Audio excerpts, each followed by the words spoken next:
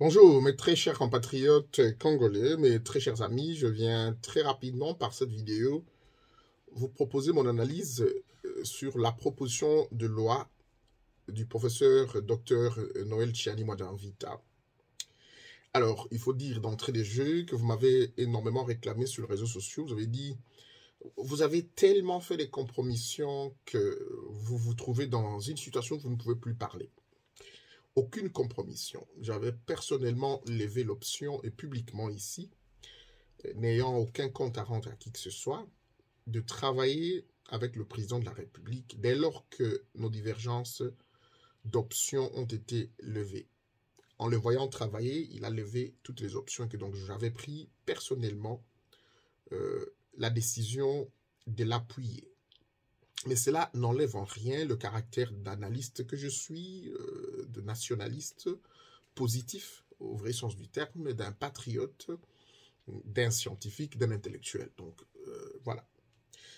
Sauf qu'en même temps, comme vous l'avez remarqué sur les réseaux sociaux et à la télévision, j'avais créé un parti politique, Forces Patriotiques Unies, et que de ce fait, je laisse souvent, et très souvent en toute démocratie, qu'il y ait un débat. D'ailleurs, en ce qui concerne la proposition de loi du professeur Tchiani, j'ai initié, sous mon impulsion, mon parti est en train d'étudier, de travailler. Il y a des débats, des échanges dans le forum afin d'élever les options sur est-ce que oui ou non nous nous prononçons en faveur ou en défaveur et quelles sont nos réflexions par rapport à la proposition de loi de Noël Tchiani. Et donc, en tant qu'acteur politique, il faut à un moment donné se réserver, lorsqu'il y a un problème, que du coup, on sorte, comme nous le faisions avant sur les réseaux sociaux, de façon intempestive, intervenir. Il faut tenir compte de tous les paramètres qui rentrent en compte. C'est un premier élément. Un second élément, je dois vous rappeler ici que le professeur Noël Tchiani, qui a été candidat à l'élection présidentielle 2018, vient avec la proposition de loi portant l'octroi aux seuls Congolais de certaines fonctions et postes en République démocratique du Congo. Notamment, ne peut assumer ces fonctions que celui qui est né d'un Congolais de père et de mère. Les fonctions de président de la République, chef de l'État, les fonctions de vice-président, si notre constitution change et qu'on peut arriver à avoir un président et un vice-président, le Premier ministre, le ministre de la Défense, l'Intérieur, le ministre de la Justice, le ministre des Finances, le président des cours et tribunaux, tant civils que militaires, et moi j'ajoute les patrons des services de contrôle, qu'on appelle l'Office congolais de contrôle, l'inspection de pharmacie. Vous savez que dans le monde, plus d'1,5 million personnes meurent chaque année à cause de mauvais médicaments, et que donc par là, ensemble avec l'OCC, nos services doivent être totalement patriotiques et nationalistes afin de voir ouvrir l'œil sur ce qui va arriver. Quelle est la proposition, quelle est ma mise au point, quelle est ma réflexion par rapport à la proposition de Noël Tchiani? D'abord, il faut que je lève l'équivoque sur une sorte de malentendu qui commence à s'installer dans le discours des uns des autres en RDC. Le professeur Noël Tchiani ne parlait pas de la nationalité, parce que les gens parlaient déjà de la congolité. Non, il ne s'agit pas de la congolité, mais plutôt de verrouiller et de réserver aux seuls Congolais, de père et de mère, les postes que je venais de vous citer tout à l'heure. Ce sera la proposition de Noël Tchiani. En ce qui concerne la congolité ou la nationalité congolaise, le président de la République en avait même parlé à un moment donné, de la double nationalité. Nous reviendrons sur cette question. Mon parti et moi-même, nous allons nous prononcer quant à ce, mais moi, je suis pour l'irrévocabilité. L'irrévocabilité de la nationalité congolaise. Je suis pour l'inaliénabilité de la nationalité congolaise. Vous pouvez être, vous êtes congolais, mais vous avez acquis notre nationalité. Pour moi, vous demeurez congolais que quand vous avez un passeport congolais, vous rentrez sans visa dans votre pays. Et on reviendra, hein, ce n'est pas ça l'objet de nos échanges aujourd'hui. On revient sur la proposition de Noël Tchiani. Timothée est-il pour ou contre J'aimerais qu'on fasse juste une analyse pour que nous puissions ensemble comprendre est-ce que nous sommes capables d'endosser, d'assumer les conséquences de la loi que propose Noël Chiani, oui ou non. Première question, Dr Noël Chiani a-t-il le droit de mettre ses débats sur la place publique? Je dis oui. Nous sommes en démocratie, ou bien nous sommes un État qui est dans le processus de démocratisation. Le professeur Chiani étant un Congolais, il a le droit de mettre sur la place publique un débat d'idées. Alors, les uns et les autres doivent le rencontrer dans les débats d'idées. Ça, c'est un premier élément. Un deuxième élément, c'est qu'on ne doit pas interdire aux Congolais autochtones qui n'ont que ça comme nationalité, le pouvoir, le droit de réfléchir sur oui ou non il se réserve certaines fonctions, certains postes. On ne peut pas. Là, je m'adresse à nos compatriotes congolais qui sont métissés au sens large du terme. Hein. Ça peut être par le fait qu'un Européen, une Européenne mariée à un Congolais ou une Congolaise. Ça peut être un Africain de l'Afrique noire ou du Maghreb qui se marie. Donc, je parle ici du métissage dans tout son sens. Je m'adresse à ceux qui ont la double nationalité de par leur nature. C'est que ceux comme moi, qui n'avons que le Congo comme seconde patrie, vous ne pouvez pas nous refuser le droit de réfléchir sur l'avenir de notre pays. Je vous donne un exemple banal. Un exemple ou deux. Lorsqu'il y a des guerres en Afrique, généralement, ceux qui ont la double nationalité, à la fois, ils peuvent être des Congolais ou ils peuvent être des moitié Congolais. Ils prennent l'avion, les avions, ils partent au Canada, en Belgique, aux États-Unis, ils partent. Mais les Congolais qui sont là, ils vont fuir dans les forêts.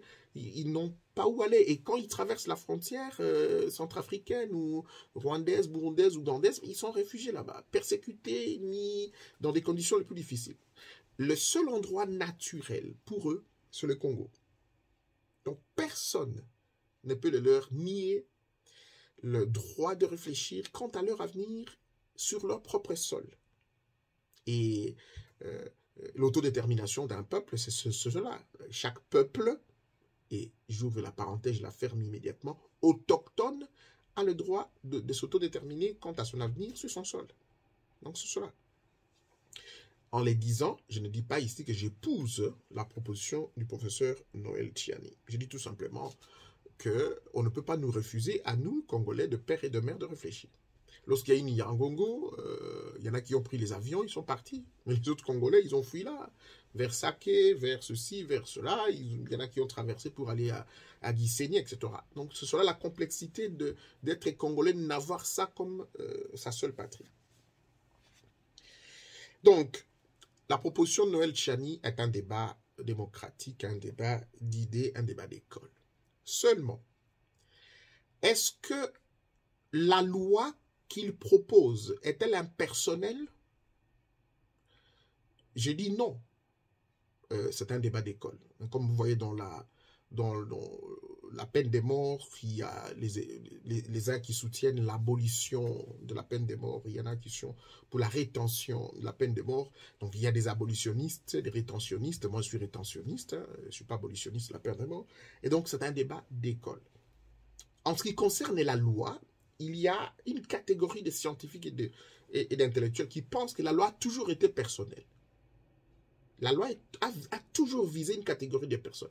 Lorsqu'on parle du vol, on voit la catégorie des personnes qui volent. Lorsque vous lisez la loi Chiani dit que ceux qui ne sont pas congolais de père et de mère ne peuvent pas, ou leurs enfants ne peuvent pas être président de la République et assumer des fonctions que je venais de vous citer tout à l'heure.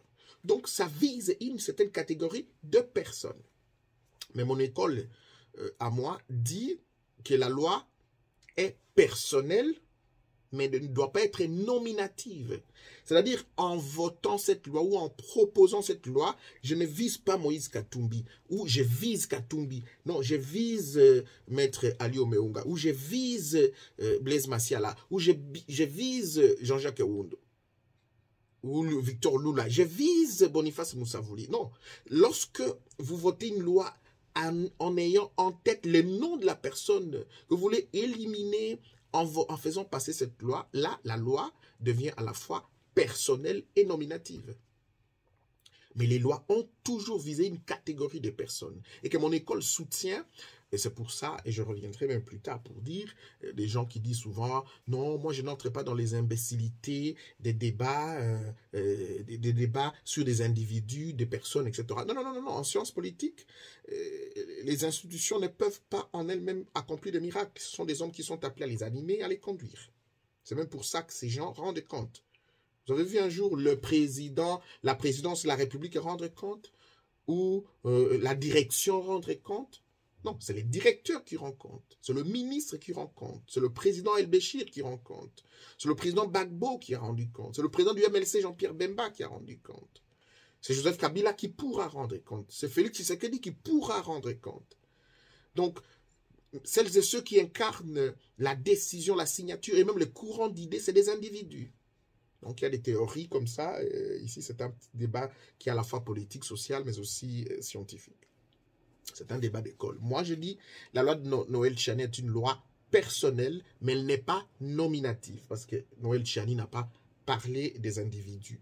Même si dans certaines émissions, on lui a tiré le verre du nez et qu'il a commencé à sortir des noms des gens. Voilà. Alors, il faut identifier les acteurs qui sont concernés dans ces débats-là.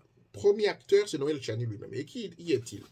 Noël Tchiani est un acteur politique, professeur d'université, acteur politique. Voilà. Les acteurs politiques sont par essence les vendeurs d'idées. C'est des commerçants des idées. Noël Tchiani est venu comme docteur Oscar Kachala, comme d'autres, nous tous qui venons de l'Occident, après un moment d'études ou d'exil ou comment, rentrer au pays et proposer les idées, ce qui est une excellente chose. Alors, Noël Tchiani a échoué aux élections, il savait qu'il allait échouer. Comme lui, comme Mokia, comme Seth Kikouni, comme tous les autres candidats qui se sont présentés. C'était aussi le cas de Martin Fayoulou, des candidats qui, de par leur nature de mobilisation, ils ne peuvent pas mobiliser au-delà de leur personne. Et un acteur politique, c'est un opportuniste par essence. Opportunité ici en termes positifs du terme, si vous permettez la tautologie. C'est-à-dire que mon discours de 2018 n'a pas été consommé. Quel discours je dois adopter maintenant? Et Noël Tchiani puise sur le panier. Il regarde, il voit la congolité, il voit la nationalité, il voit la trahison, il voit... Et les Congolais sont sensibles à ces discours-là et ils le sortent sur la place publique. Et donc, ça fait mouche. Voilà pourquoi même j'en parle aujourd'hui, parce qu'il a choisi les meilleurs thèmes. C'est ça un acteur politique, c'est ça l'opportunité. Donc, ne soyons pas pressés à tirer des conclusions. Là, vous avez un acteur politique qui veut tirer sa dividende par rapport à son parcours politique. Et donc, il utilise un discours qui lui est favorable parce que ce discours est à la fois favorable à la masse populaire, etc. La deuxième personne qui est concernée dans ce débat, c'est Félix Tshisekedi. Félix Tshisekedi est président de la République, chef de l'État, et Noël Tchiani est proche à Félix Tshisekedi. Déjà au niveau provincial, la géopolitique, mais aussi sur le plan politique. Je ne sais pas s'il a signé la charte. La charte n'est pas encore rédigée de l'Union sacrée, mais il est proche au président de la République. Il sollicite des postes et on le sait. Les débats, c'est que certains milieux soupçonneraient le président de la République d'être derrière cette proposition de Noël Tchiani. Je pose la question, est-ce que Félix Tshisekedi en a-t-il vraiment besoin? Il y a Moïse Katumbi, dans certains milieux, et même lui-même est sorti au créneau pour montrer au créneau, pour dire qu'il est visé, parce qu'il n'a pas un de ses parents qui n'est pas congolais, ou les deux ne seraient pas congolais, semble-t-il. Jean-Pierre Bemba serait aussi visé, et voilà. Alors, quelles sont les personnes qui sont concernées? C'est d'abord Moïse Katumbi, de par le fait qu'il serait de mère congolaise, même la nationalité de sa mère serait mise en doute par ses détracteurs. Moi-même, je ne sais pas le vérifier, mais voilà, il y a des communautés qui reconnaissent sa mère étant originaire de chez eux, au Katanga, etc. Et que donc Moïse Katumbi a son père qui est israélien, je crois un grec d'origine israélienne, c'est un juif, etc. Et que donc Moïse Katumbi se sent visé par cette loi pour être exclu à nouveau dans la course électorale de 2023. Il faut dire aussi que Jean-Pierre Bemba est concerné parce que son père était un Polonais. Bemba Saolona était de, je crois, père portugais et mère congolaise de l'Équateur, ou mère portugaise, père congolais, l'Équateur. Donc, si cette loi passe par un pire hasard, les enfants de Jean-Pierre Bemba ne seront jamais président de la République et n'occuperont jamais ses responsabilités. Parce que Jean-Pierre Bemba lui-même étant moitié congolais et ayant épousé notre belle-sœur Liliane Bemba, qui est une métissée de peau, sa maman ou son père serait européen. Voilà.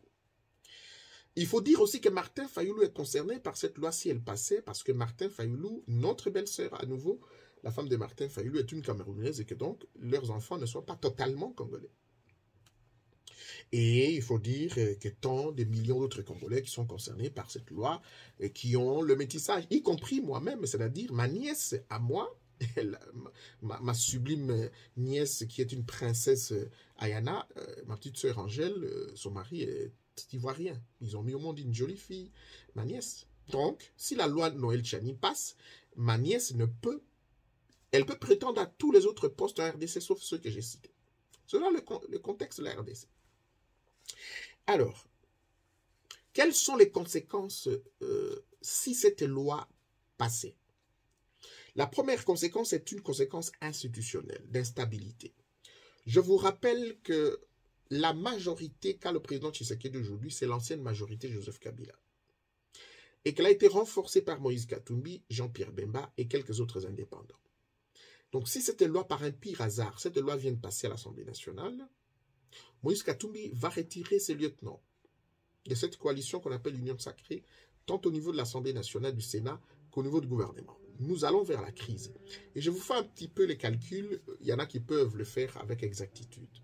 Revenez à la composition de l'Assemblée nationale. Joseph Kabila avec le FCC, ceux qui sont restés, les députés qui sont restés fidèles à lui, sont de l'ordre de plus de 150 députés qui lui sont fidèles. Ceux qui sont à l'Union sacrée, les gens comme Léambert Mende, sa femme est une Tutsi de l'Ouganda, beaucoup d'autres Congolais sont concernés par cette loi de Noël Tchani et ils siègent à l'Assemblée nationale. Vont se retirer, vont se rallier, Bemba retire ses députés et nous irons, Katumbi pareil, et nous irons vers des élections, je veux dire vers des alliances improbables, des camps le plus extrémistes. Vous verrez un Katumbi qui peut être avec Kabila, Fayulu, Bemba, du coup, contre les camps Tshisekedi. Si cette loi passait, mais je vois comment c'est difficile, comment cette loi va passer avec cette propre majorité, mais je suis ici dans le cas d'études de scénario. Donc, la première conséquence, c'est l'instabilité au sein des institutions. La deuxième conséquence, c'est la possibilité d'une guerre civile. Parce qu'à ce moment-là, comme en 1998, 1996, 1998, les Banyamulenge, les Banyarwanda ont pris les armes pour revendiquer la nationalité congolaise. C'est pour ça que j'ai situé dès le début qu'il ne s'agit pas de la congolité, mais il s'agit du verrouillage de certains postes aux seuls Congolais de père et de mère.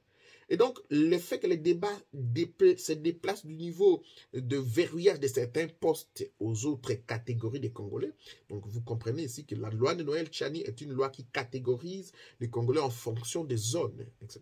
Et c'est ça qui crée la frustration, et du coup, ils prendront les armes. Et vous savez, les guerres identitaires, je vous parle de la voie d'autorité comme spécialiste en matière de résolution de conflits. L'une des causes, les principales causes des crises au monde, c'est la crise identitaire. La Crimée, aujourd'hui nous avons en Éthiopie ceux qui sont Tigrés là-bas, nous avons les Rohingyas, nous avons les Tutsis Hutus, les Arméniens, etc. Ces crises-là ont toujours existé et cela a toujours causé de véritables problèmes au sein des États. Et donc la troisième conséquence, ça sera l'implosion de la RDC. Alors la question, être Congolais de père et de mère est une garantie de loyauté, de stabilité? Je dis tout de suite non. Lambert Mende est RCD avec les envahisseurs rwandais et tué des millions de Congolais. Tambwe Mwamba Congolais de père et de mère comme Mende. Onusumba Congolais de père et de mère comme Mende. Prenez tous les Congolais, les Roger Lumba là, etc. Ils ont été avec les envahisseurs, les agresseurs de la RDC. À la fois pour tenter de balkaniser la RDC. Et de l'autre côté, on trouvait les gens comme Jean-Charles Okoto, avec Joseph Kabila, pour lutter contre un certain Lambert Mende en face, au RCD. et ils attaquaient. Est-ce que être Congolais de père et de mère est une garantie de stabilité, de loyauté, de nationalisme, de patriotisme dans ce pays? J'ai dit non. Lorsque vous regardez aujourd'hui les détournements des millions, toutes les trahisons que je venais de vous citer, mais c'est des Congolais qui sont à la tête de cela. Est-ce qu'en réalité, c'est cela le gage, la garantie que nous pouvons espérer? Mais nous avons vu dans ce pays-là, Katebe Katoto métissé, José Ndondo métissé, José Ndondo était à la rébellion avec Jean-Pierre Bemba. Nous avons vu Katebe Katoto soutenir le RCD avec des armes, semble-t-il. Je prends ça au conditionnel. Nous avons vu de l'autre côté Joseph Kabila négocier avec Moïse Katumbi, un Katumbi qui a la plus bonne équipe. Notre équipe Mazembe fait la fierté de l'Afrique. Nous a amené même au niveau mondial. Vous voyez, il y a des cas, Katumbi qui donne de l'emploi aux gens. Je ne dis pas que parce que vous avez fait du commerce en RDC, vous êtes métissé, vous avez du commerce, vous avez la stabilité en RDC, vous les avez acquis d'une manière ou d'une autre, que vous êtes ipso facto éligible aux fonctions de président de la République. Je ne le dis pas. Mais je dis tout simplement qu'il y a, regardez les tableaux de ceux qui sont des acteurs politiques congolais et dites-moi si c'est le fait d'être congolais qui donne la garantie d'être... Mais qui voit ceux qu'on a mis, les Kanyama, les généraux qu'on a mis, ceux qui tiraient sur les populations. À chaque manifestation, on dit que Joseph Kabila est congolais de père et de mère. À chaque manifestation, 50 morts. À chaque manifestation, 20 morts. C'est des Congolais. Et celui qui justifiait tout ça, c'est votre frère congolais de père et de mère, Lambert Mende Malanga. Voilà. Mais en même temps, pour Moïse Katumbi, il n'a jamais levé sa voix contre Kigali, ni contre le Burundi qui nous ont agressés. C'est tout ça le problème. Donc j'ai voulu faire une analyse transversale pour vous montrer que c'est plutôt la loyauté qu'il faut imposer dans les chefs des acteurs politiques qui veulent assumer des responsabilités dans ce pays-là, que de leur exiger le fait d'être congolais de père et de mère. La loyauté vaut mieux la fidélité. Et donc, la plus grande question que je me pose, et c'est celle que je vous pose aujourd'hui, est-ce que les Congolais de père et de mère sont-ils assez matures pour assumer à la fois cette révolution que Noël Tchani voudrait proposer, d'assumer l'identité congolaise et exclure d'autres Congolais de la gestion de l'État à ces fonctions-là? Sommes-nous assez matures? Sommes-nous assez unis, solidaires? Regardez la situation de Nirangogo. Il y a des collectes qui se font à Bruxelles ici, il y en a qui se font au niveau du pays, il y a un compte qui a été ouvert par les gouvernements. Nous sommes combien? Lorsqu'il y a eu Nirangogo, tout le monde de l'opposition et les uns et les autres commençaient à insulter Tshisekedi comme si c'est lui qui a activé sur le volcan, etc. Tshisekedi a trouvé ses volcans, Kabila père a trouvé ses volcans, Kabila fils a trouvé ses volcans. Lorsqu'on a giflé Macron à Paris, c'est toute la classe politique, opposition comme majorité, qui l'a condamné. Lorsqu'il y a une catastrophe comme ça, c'est une occasion pour les grands acteurs politiques, les hommes d'État, ou celles et ceux qui aspirent à être des hommes et des femmes d'État, d'être solidaires et de proposer au président de la République, et j'aurais même bien voulu que le président de la République puisse convoquer tous ses opposants et convoquer même son prédécesseur pour étudier la question. Voilà, nous avons une catastrophe. Monsieur le président, vous avez, monsieur Joseph Kabila, vous m'avez précédé, il y a même des problèmes quand vous étiez au pouvoir, le volcan avait fait éruption, comment vous avez... Et vous faites une réunion interinstitutionnelle qui va au-delà des sensibilités politiques. Et donc, on insulte Tshisekedi comme si c'est lui. Oui, mais on peut critiquer la gestion de cela. On peut critiquer. Mais même les savants, les volcanologues qui sont partis de Bruxelles ici disent on n'a jamais vu comme ça Nirangogo. C'est sorti, le volcan a commencé à exploser du jour au lendemain. Donc, ça a pris toutes les institutions de cours. Au moment où nous n'avons pas de moyens. Sur les débats.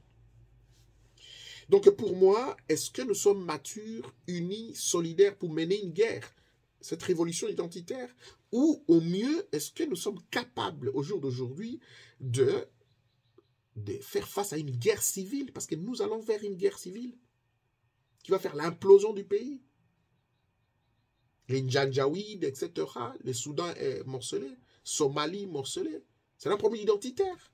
Ça a commencé comme ça. Et la question qui est derrière le docteur Tchani, c'est ça la question. Les pays qui veulent imploser les États belliqueux, les puissances occidentales qui veulent diviser la RDC ne peuvent pas servir d'un des poulets qu'ils ont formés dans les institutions de Bretton Woods pour... Moi, je suis nationaliste à fond. Cette loi, je la soutiens. Mais de l'opportunité de cette loi aujourd'hui, nous n'avons pas des institutions solides. Nous n'avons pas une population qui a une opinion. C'est-à-dire, opinion et pignon. C'est-à-dire le fait que lorsque le pain hausse de prix, le transport hausse le prix, il y a de la manifestation à Goma, Beni, Kinshasa, Butembo, Bas, Congo, Équateur. On n'a pas ce peuple-là. Tout le monde est divisé un petit peu. Nous ne sommes pas assez matures. Donc, il y a deux facteurs qui rentrent ici. L'immaturité du Congolais quant aux questions patriotiques, mais aussi la fragilité des institutions, me montre que cette loi, même si je peux l'appuyer, dans les cas d'espèce, elle est inopportune pour l'instant. C'est cela ma conclusion. Et ma deuxième conclusion, nous sommes à 25 minutes déjà, ma deuxième conclusion, c'est que le président de la République, il doit s'assumer, le président de la République, chef de l'État, je ne vois pas le président de la République être derrière cette loi-là pour tenter de se faire élire, parce que Félix Tshisekedi, je vais vous donner le bilan plus tard, a déjà réussi à 50% son mandat. Déjà le fait d'avoir mis Joseph Kabila et sa majorité hors d'état de nuire, et maintenant il est en train de travailler. Le travail que fait l'IGF est un travail de qualité, même si dans l'œuvre humaine, il y a toujours de quoi refaire. Mais est-ce que le président Tshisekedi a besoin d'exclure quelqu'un des institutions de l'État ou exclure de la course électorale pour être élu? Il sera élu par les Congolais par déjà ce qu'il a fait. Il n'a pas besoin des mobilisateurs, il n'a pas besoin des communicateurs pour le faire. S'il fait bien son travail et s'il réussit la question de l'Est du pays, s'il réussit la question du Sankourou, je reviendrai. Ça fait 3 ans que les Sankourou n'a même pas 1 centimètre. Parce que les mêmes qui ont tourné Joseph Kabila à rond, ce sont les mêmes qui sont en train de tourner Félix Tshisekedi à rond. Donc s'il réussit là où tout le monde a échoué, ben 2023, il sera réélu. Et attention, et si Moïse Katumbi est l'allié de Félix Tshisekedi jusqu'en 2023, et si Moïse Katumbi lève l'option d'appuyer Félix Tshisekedi en 2023, quel sera le sort de Noël Tchiani? Parce que finalement, qui est Noël Tchiani? Mettez à la balance les rapports de force, hein, les rapports de force. À la balance, vous avez autant de députés, le poids politique, financier, social et commercial de Moïse Katumbi qui pèse sur toute l'étendue du territoire national, dans la région, sur le plan international. Mais il y a aussi un Noël Tchiani qui est crédible, c'est vrai, mais qui est l'ombre de lui-même en termes de mobilisation. Donc le président Tshisekedi a beaucoup plus besoin de ceux qui peuvent lui mobiliser que des individualités qui jouent à leur populisme sur cette question dont ils savent qu'en temps réel, ils ne peuvent pas l'évoquer s'ils étaient en très très bonne position. Mesdames, messieurs, voilà mon analyse et j'attends vos commentaires. Rendez-vous au prochain numéro.